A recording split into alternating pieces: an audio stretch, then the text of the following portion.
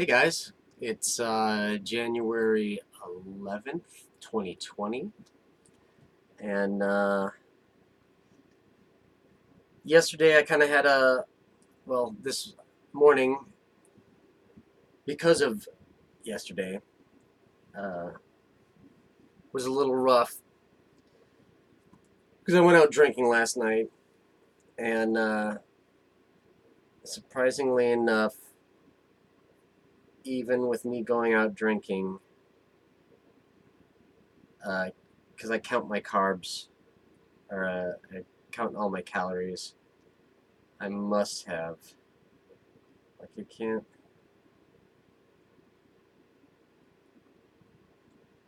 Oh, there it is. Yeah. So in the last 4 days, 3 of those 4 days, I've uh,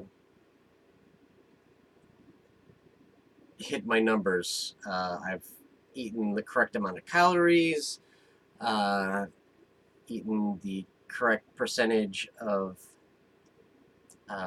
protein, carbs, and fat, and which is like a rarity.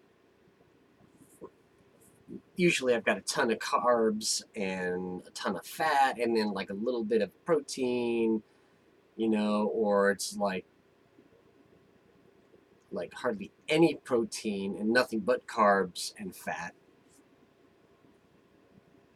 Um, and the food I have in my house is I basically bought stuff so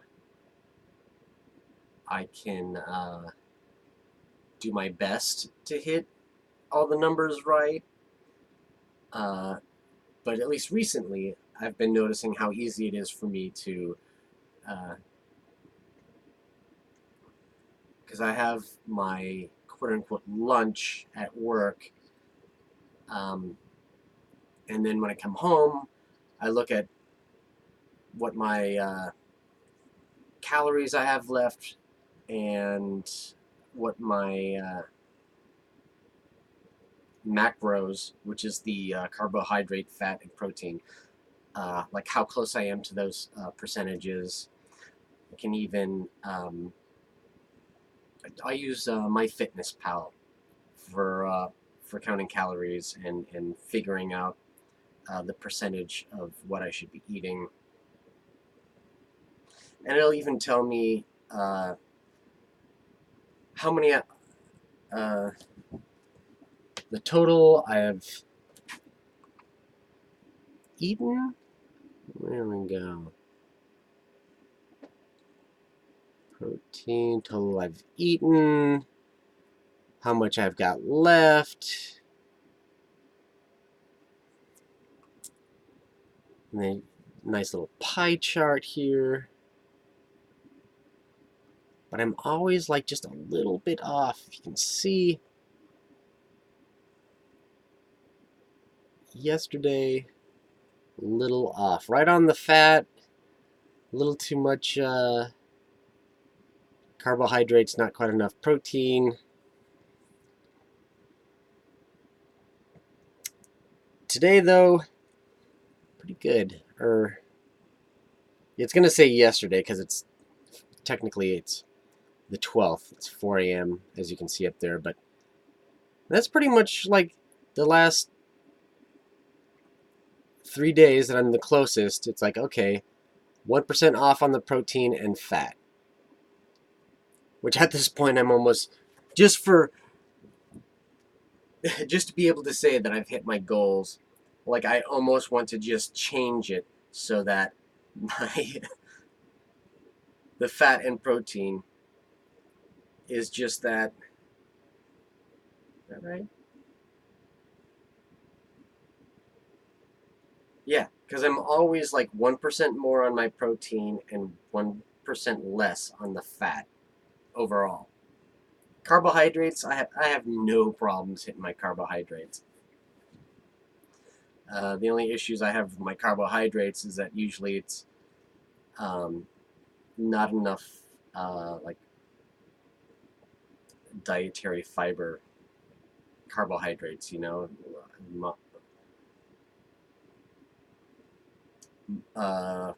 more sugars than fiber. And then this thing will like yell at me, "Oh, your daily goal for sugar is this amount." And then I check to see where I'm at, and it's like I'm either like 2 grams away, or it's like I've already exceeded it by like 5 or 6 grams. Um,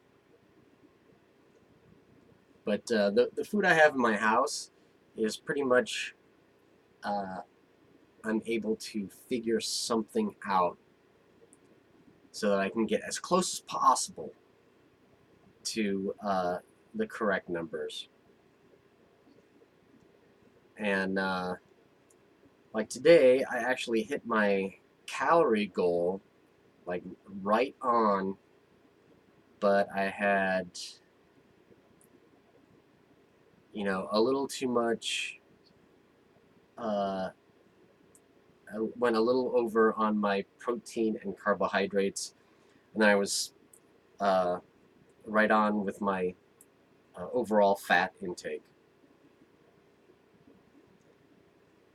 Um, those are the only things I really look at.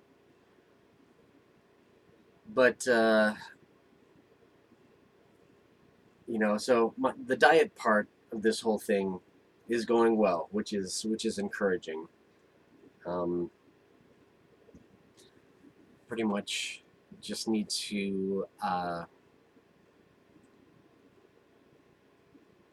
think Monday is when I'm going to be starting the bicycle biking workout. So I'll be doing like intervals. I'll have to do a hill workout, and so one. I have 2 GoPros, and I'll figure out a way to get some decent shots, hopefully, um, with the 2 GoPros. I mean, two GoPros. I'll figure something out. So that should be a little bit more entertaining than you just staring at me sitting on my couch talking about whatever. Currently, issues I'm having with uh, waking up. So I was on YouTube. I watch a motivational channel called Impact Theory, and one of the same people, they have a different channel. It's called Health Impact, and watch something on sleeping, and they're talking about how you really don't need 8 hours of sleep. That's a misnomer. Um, they talked about a few things that I knew about, like your sleep cycles go in roughly 90-minute cycles. So, for instance, if you're going to take a nap, uh, to get the most out of that nap, you should shoot for, set an alarm for roughly 90 minutes. And each person is slightly different. It might be, 80 minutes, it might be 65 minutes. But usually your 90 is roughly your sleep cycle. And I've had work schedules where I've had like 5.5 hours of sleep and had no, like, woke up, didn't feel tired during the day. I mean, I might have coffee in the morning just to help get the day started. and that's another thing. I've cut my afternoon coffees out. Like I used to have a coffee when I woke up, go to work, have more coffee at work, then I'd come home. But when I'd come home, I like would not be able to get to sleep until like 5:30, and I would still feel awake and not tired at all. But it's like, man, I gotta go to sleep so that I can get up, so I can do things instead of like sleeping until like an hour before I have to go to work, and then I just have to like rush to, you know, take a shower, shave, make sure I've got a clean uniform and and all of that. So I'm trying to figure out the best. I'm trying to figure out a way where I can feel tired enough to be able to fall asleep no problem. And I'm going to be playing with my alarm, since right now I have it set where I'm trying to get at least 7 hours of sleep, 6.5 to 7 hours of sleep. And that always seems to be more of me pushing it to 7 to 8 hours of sleep. So basically what I'm going to try to do is take roughly 90 minutes off of uh, what I'm currently sleeping. And that is because I think I'm just like oversleeping. Because, I mean, granted, I'll wake up and I'll be fine,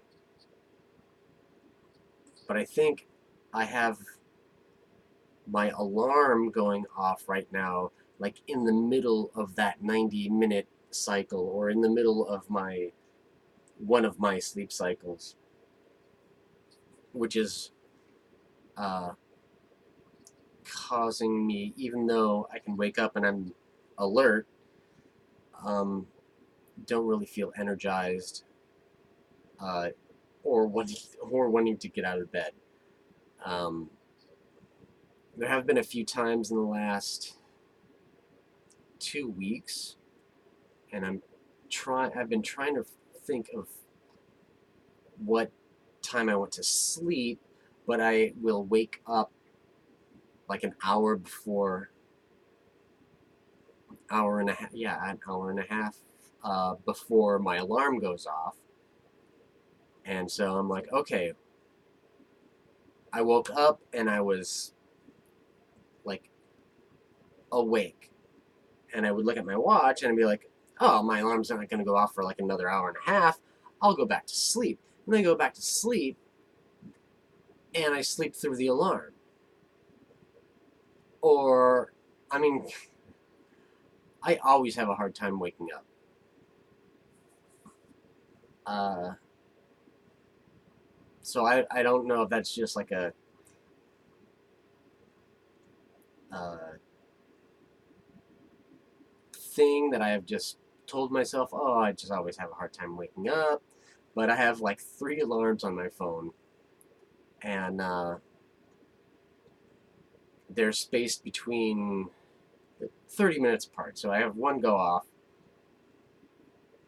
and then I have one go off again in after 15 minutes, and then after another 15 minutes. So there's a 30-minute difference between the first one and the last one. And I'm just trying to make it so that I get up on the first alarm, unlike the way I'm doing it now, where I get up on like the last alarm. So I changed today my alarms to wake me up an hour earlier, and I'll see how I feel with that. And if I notice anything uh, better or worse about it, I might try changing the time by 30 minutes if I think that'll help. Or I'm just trying to find the sweet spot of, because I know I don't need 8 hours of sleep, because most of my adult life I've, had more than one job and not been able to afford 8 hours of sleep. Like, I have to work too much to sleep 8 hours a day. I have to be up at blah blah blah o'clock to get to work, and then I go to work, and then after my first job during the day, then I have like an hour if I'm lucky in between, and then I got to go to my second job, and my second job goes late at night, and then I don't get to sleep until such and such a time, and then okay, by the time I calm down from all the coffee I drank, and then I try to get to sleep, and so I got a lot of things going on sleep wise that I need to take a look at and try to dial that in. Um, I'm kind of focusing on all of these little combined goals that I have, that are, important to the main goal. So the main goal being a amateur athlete, uh, doing these races that, I mean, if I do, the reason I want to do gravel and ultra distance races is because the ultra distance races, there's like no money involved. It's all bragging rights.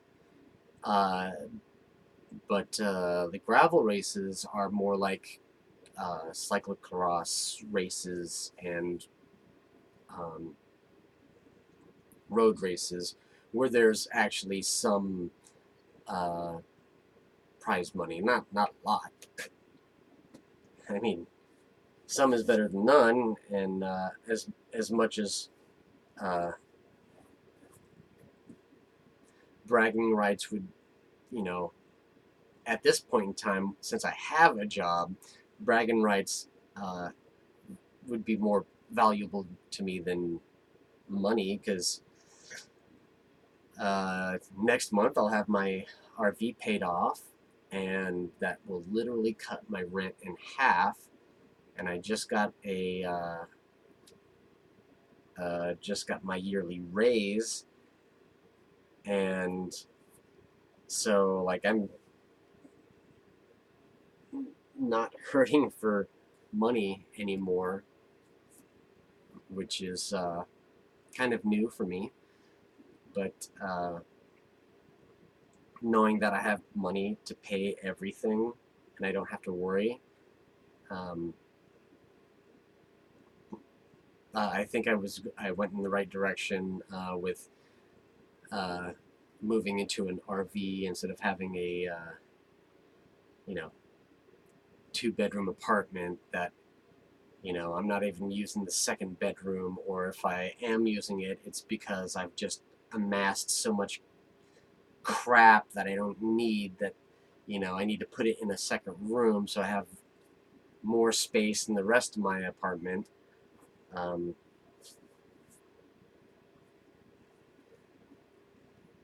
and then having to work really hard uh, to be able to pay for that apartment, and then owning a car, which I don't own a car. I just have my bike. Um, but then owning a car, and then obviously wanting a nice car, and it being costing a lot, and I decided to skip all of that and live within my means, and decided that my previous rat race mentality was not uh, beneficial to me, and that I would rather take a lot more vacations than struggle to pay for rent and you know pay for fixing my car or whatever, because that's inevitably something would happen to my car, and I'd have to get it fixed, or the rates would go up in insurance, or something always would happen. Somehow the money that I thought I had saved, could have saved up, something will happen and then all it disappears. Now I have auto deduct on most of my utilities, and even my rent. It's just automatically deducted from my bank account. I don't even have to think about it, uh, which has just been extremely beneficial to my life. Um, but yeah, so right now, the only things I have to worry about is getting my sleep schedule right, uh, and getting my ass out on my bike and working out. Um,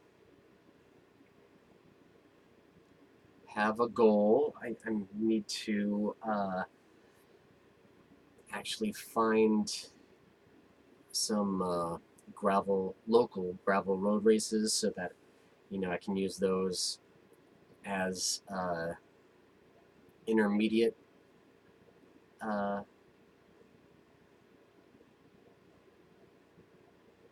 goal.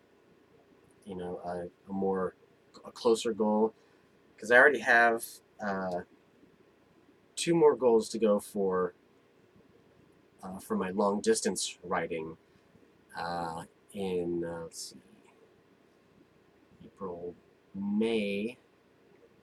I have a 230-mile bike ride that I'm Monday. I'll start training for, and then not until it's end of September. Then I have a 410-mile bike ride uh, that I'll be shooting for. So in between the 230-mile bike ride and the 410-mile bike ride, um, I am going to go to Portland for the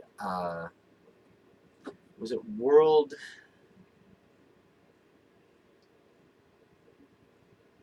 International Bike Naked Day, I think is what it is. Purely because it's like, oh well, that hey, it has to do with bikes, and what a more interesting and eclectic uh, little festival to go to. Yeah, it just perked my interest, and I'm like, oh yeah, sure, I can bike in a Speedo or something like that. I will not force you guys to or torture you guys with any of that. Yeah, I'll skip that unless enough of you decide that you know you want to see how crazy it is. I think that's pretty much all I have to talk about